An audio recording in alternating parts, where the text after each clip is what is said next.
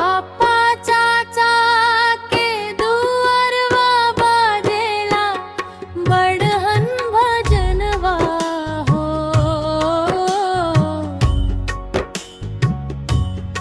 अम्मा चाची के फाटेला करेजवा ए लाला।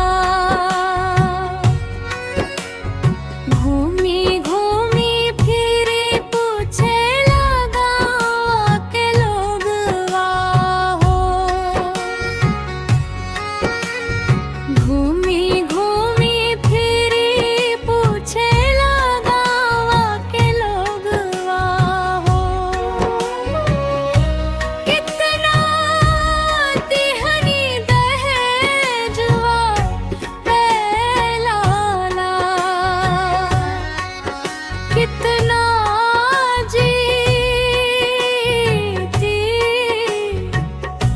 दिहनी दहेजवा ए लाला।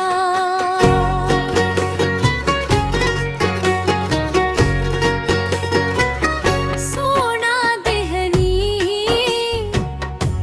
चांदी दिहली चार चक्का गाड़ी दिहली। 10 लाख दिहली दहेज है लाला।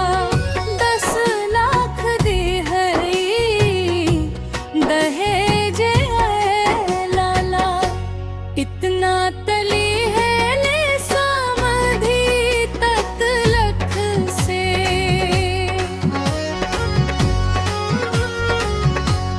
इतना तली